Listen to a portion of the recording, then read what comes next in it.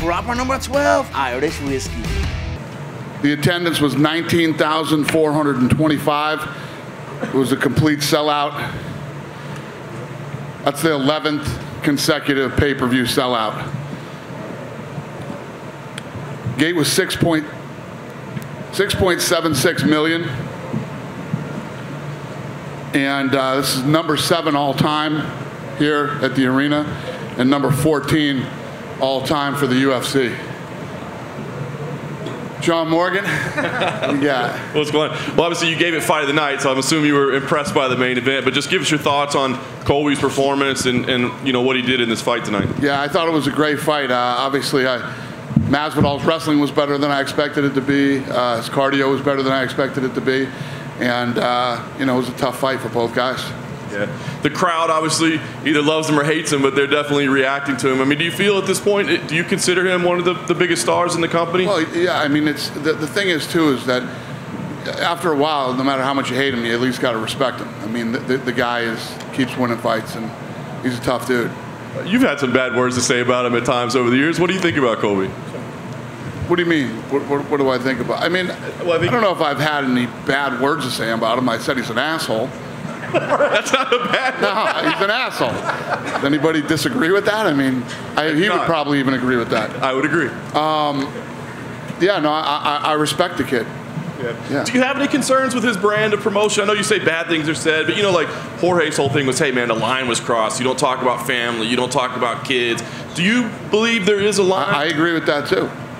It's called man code. You either have it or you don't. Yeah. What do you see next for Colby? I mean, obviously he's 0-2 against the champ right now, but he called out Dustin Poirier. Is that a matchup that interests you in any way? I don't know. You know, he's in a very weird situation. Having lost to Usman twice, you know, Usman's lapping everybody. I don't know. We got to see what's next and talk to Colby and see what he really wants to do. You know, if you fight Poirier, then what? Kamaru has to be some type of. You know, he has to go in some type of direction. Whether is he gonna go to 55 and fight it? You know what I mean? I don't know. We got to talk. Well, I was going to ask you, Kamaru yesterday did a Q&A, and he was like, I kind of see myself fighting Colby again at some point. I mean, do you totally rule it out because it's 0-2, or do you still say, well, maybe it could get to there at some point? I don't know. Listen, if he stays at 170, he keeps winning. I mean, eventually you got to give the kid a shot again. I did want to ask you about Renato Moicano. Do you have a medical update yet? Is it too soon? Yeah, he's the only transport tonight. He was transported, and yeah, we'll make sure that he gets triple checked and take care of him. I think you had to step out during the end of that fight. It looked like you left cage side. Yeah, so did you see it? Because I was just kind of wondering what you thought. Because man, it felt like maybe that fight could have been stopped, maybe not. I agree. It could have been stopped a couple times, and just Moicano was one of those guys that's just so tough. It could have been stopped, and at the end of the 5th round, he started coming on, and you know, RDA was probably happy there wasn't one more round of that fight. You know what I mean? Moicano is the real deal, man. That's why we knew when we were making this fight. Obviously, if we could have got Islam to turn around, that would have been awesome. But until we even knew we had Islam or thought we had Islam, Moicano was 100% the guy we wanted to go with. I did want to ask you about Islam. Did he actually turn it? There seems to be some controversy over why he didn't get this fight. There's no controversy. He turned the fight down. He said no. No.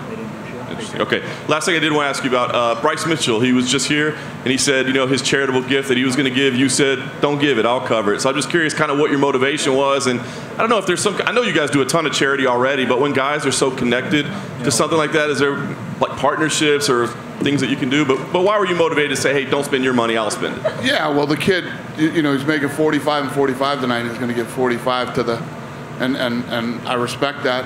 And he said, we'll do it. We'll take care of it. Hey, Dana, to your left. Your left. Curious what you thought of Colby striking. I mean, you know, he seemed like in a lot of the exchanges he got the better of Masvidal, and obviously Jorge is is considered the better striker. Did that impress you, what you saw from him in that? I expected that, actually. I expected that. You know, that's Colby's style. You know, he makes you worry about the takedown. I mean, he fought the exact fight that I thought he would fight tonight. He, you know, you have to defend that takedown all night, so it sets up the striking for him. And, that's a really tough fight for Jorge to get into because obviously the style is a complete, worst thing for him. And then he's got the champion in that division, kind of the same thing with the wrestling. So where do you go with him? I mean, do you move him around and just, kind of cherry pick big fights for him, looking at since he has those two big guys ahead of him? Yeah, I don't know. That's a good question. We knew tonight whoever won and whoever lost, what would be next and where would they go. And I don't know. We're sitting right here right now. I don't know on either one of them, even Colby who won. So when you negotiate this new contract with him the other day, you had to have an idea of, hey, well, if he loses, we still have a 4 or 5 fight deal, whatever it was with him. We don't think that far ahead. We signed the kid, and you never know what the hell. It's like you guys will ask me every fucking press conference, what's going to happen after this? And that's John Morgan. True. What's going to happen after this, and what's going to happen? I don't know. I have to see how the fight plays out. What kind of a fight is it? How did it go? And then I decide, with the team, what's going to happen next. And I wonder about the pay-per-view. Obviously, Masvidal has been his numbers. I think he's averaging close to $1 million on pay-per-view prior to tonight. Did this one track to get to that kind of a number? It's funny because we're talking. I mean, I just said that this is our 11th consecutive pay-per-view sell. I mean, this thing's on fire. It's just crazy. Ever since the pandemic, it's been nuts for us. And yeah, I mean, these guys. I was telling you guys how much money we were losing during COVID, COVID testing, and all the other bullshit that we had to go through, but all the pay-per-views were skewing higher than you had a guy who would normally fight and do 300,000 pay-per-view buys, and he was doing 7 or 8. And yeah, I mean the business is just kicking ass. Well, did you have any indication that this one was going to be like that, where you had a number and then it did a lot better? Yeah, I mean this thing outperformed the budget big time. I mean just the gate alone. And finally, for me, do you know anything about what happened to I guess the broadcast went off for a while anyways during the fight. Do you know? Yeah, it didn't go off for a while. It went off for a little bit on the second round. Yeah. Dana, just one question over here. The Ringer MMA show on Spotify Green Room's been talking about this all week, and I'm wondering your thoughts on it. With all of the connections to Florida and the UFC's positive relationship with the state, why wasn't this fight done in Florida? That's a good question. I think we owed Vegas a fight. It was the time that we had to do the fight in Vegas. We kind of lay these things out, throughout the year and decide where we think we're going to be in each month, and just landed on Vegas. All right, thank you. Yeah. Dana right here. Dana over here on this side. Yep. A couple other impressive performances. Kevin Holland got his first win at welterweight. Sergey Spivak won in less than a round. Jalen Turner, Marina Rodriguez. So what did you make of the rest of the card for all these young fighters? Well, I was excited about this card anyway. This was a great card as far as matchups went. And, yeah, everybody looked impressive tonight. Joanna was also back here. She was a guest fighter for Scrum. She said she's still eyeing a fight with Wei Lee. Is that still the fight that you're hoping to make the rematch? Yeah, that's the fight that makes sense. Is there any headway on when that fight could happen? It seemed like she was just waiting for a date at this point. Do we know the date on that one? Yeah, no. I was hoping he had something I didn't. He doesn't. She was also talking about fighting at Allegiant Stadium and said that she might know something we don't. Do you know what she's talking about? I do not. Hamzat was also here. Did you guys talk about anything else besides confirming his fight with Gilbert? No, that's it. Yeah, we got that done. It's locked in, and that's a fun card. And finally, Darren Till was also here with him. Have you spoken with him about his return? Or no, I haven't seen Darren. I haven't seen Darren since he's been here. I knew that he was here with Hamzat, but I haven't seen him. What do you make of that friendship? It seems like they're inseparable. Yeah. No, I like it. Yeah. Hey, Dana. Hey, buddy. Hey, Khabib Nurmagomedov inducted into the Hall of Fame tonight. Usually doesn't show much emotion. What was his reaction when he came over there and graced him? He was pissed off tonight. I don't know what happened to Khabib tonight. I kept telling him, what pissed you off tonight? I think it was Tim. Maybe. Tim Elliott was holding. Yeah. I think that might be it, too. Greg Hardy's now lost 3 in a row, and they were all finishes. Wondering what your thoughts are on him and what his future is with the UFC. Yeah, I don't know. We'll get in the room on Tuesday and figure that out. given the results of the main event, going into it, are you looking at Chimaev and Burns as the #1 contender fight in the welterweight division? Makes sense. Did Marina Rodriguez do enough tonight to be a #1 contender for the winner of Carla Esparza and Rose Namajunas? Makes sense. And You're making a lot of sense, Schmo. Okay, then lastly, Nate Diaz. What's the likelihood he gets a new contract before we see him entering the octagon again? The likelihood that Nate Diaz gets a new contract? Very good. Appreciate it. All right. Dana right here. Yeah. Dana, I was wondering just your thoughts on Marina Moreau's big win. Obviously coming from the Ukraine, she had a lot of emotions out there. The crowd really responded to her. I just wanted your thoughts outside of the fact that she got a bonus. Yeah. I mean, I don't know how you want me to answer that question. I agree with you. It was an awesome performance, an awesome speech, you know, and yeah. This month, you guys are going to be traveling for fight nights for the first time since the pandemic, so I'm assuming it's very exciting. Can you just talk a little bit about what's the forecast look like on doing more traveling outside of the numbered events this year? Yeah, well, as things start to open up and you know, these different states that were tough to do business in make it much easier to do business in, we'll start going to, you know, there's a lot of places to hit now. We just had to wait till all this goofy shit was over. It looks like it's getting over, so we're ready to roll. Will there be more dates coming up in April, or is that still being decided?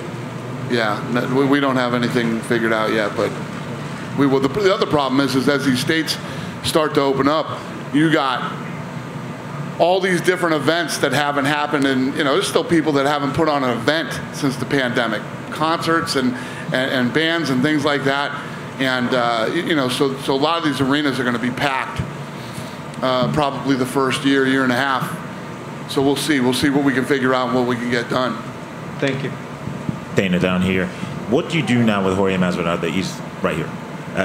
What do you do now with Jorge Masvidal now that he's lost 3 of his last 3 fights? I know you guys have just given him a new lucrative deal, but matchmaking-wise, what do you think makes the most sense for him at this juncture? I don't know. That was what Kevin just asked me. I don't know. You know, we'll figure out what's next for him. The rankings will come out on Tuesday, and we'll do something that makes sense. And I'm not sure if you said, if you heard, Tom Aspinall recently said that you guys have told him that you've got potential replacements for Alexander Volkov. Now, I know you alluded to that the other day, but is that the case? I hope not, but we'll figure it out if it does. You know what I mean? Yeah, I don't know. I don't know. We'll see how this thing plays out too. We're trying to get him out of there early, and he didn't want to leave early, so. And hypothetically, if Volkov isn't allowed entry into the UK, would you keep that matchup together at all, or would you just?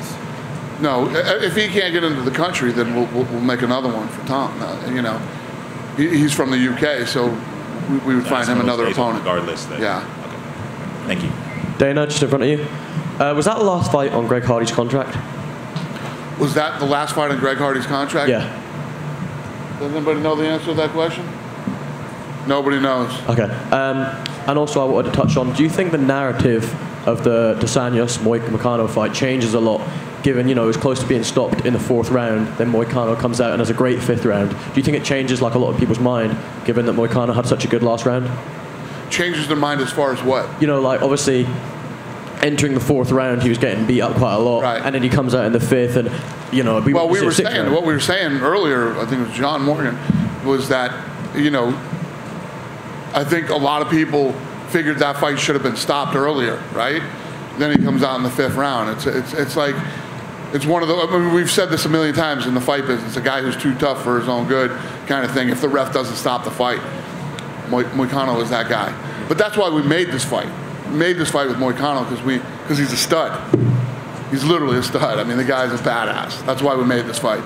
And I just wanted to get your thoughts on the judging tonight. There was a few split decisions. Could have gone either way. I think the Nikolai fight, Kennedy, the Tim Elliott fight. Obviously, I think that's why Khabib was a bit angry. Did you think anything wrong with the decisions? No, I didn't. Nothing stood out to me like, holy shit, this is crazy.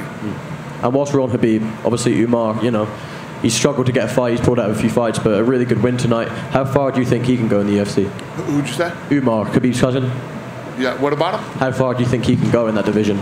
I don't know. That remains to be seen. You know, as you start to work your way up the ladder here, it just gets nastier and nastier. So we'll see. And just one more from me. Kevin Holland, you know, had a great welterweight debut. Just your thoughts on his win? Yeah, listen, I think I've told you guys a million times I love that kid. You know, I have a really good relationship with him, and I like him a lot. And you know, I'm happy to see him win. Thank you. Yeah. Yeah, that was the last fight in his deal. Look, check you out. Hi. Hey, yeah, we got a few questions. The first one is Colby Covington that he called out on Dustin Poirier in the fight, saying that he wants to match up with you next time. So, do you think that's going to happen in any near future? I don't know. We were just talking about that too. We said that he's in a really tricky situation right now. Does he go to 55? Does he move up to 85? Does he keep knocking off guys at 170? And then I eventually say, okay, he's ready for a title again. You know, I don't know. It's a weird spot for both of those guys to be in, no matter who would have won. But we'll see. Okay. Next question is, today, Yan Xiaonan and Rodriguez, they have a pretty close fight. And what do you think about the split decision? What was the question? Did I think it was a split decision? Yeah, it was. And it was Rodriguez. Yeah, I didn't. Like I said, nothing stood out to me tonight in the judging that I was like, oh, this is ridiculous. You know, when the judges, when I think that the judges blow it, I'm usually it stands out, and I would have, yeah. Makes sense. Last question is, so Joanna, that she has been calling out John Whaley for a rematch. Do you think that's going to happen, or do you think John Whaley's next opponent most likely will be someone else? Whaley and Joanna?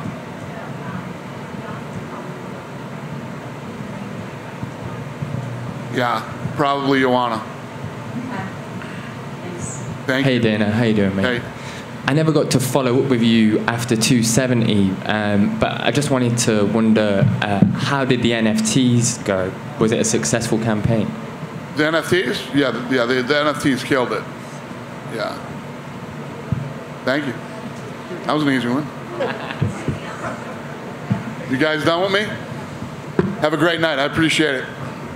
There are lots of ways to support our brave first responders.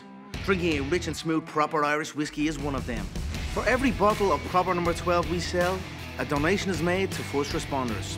Here's to the proper heroes. Shlánta.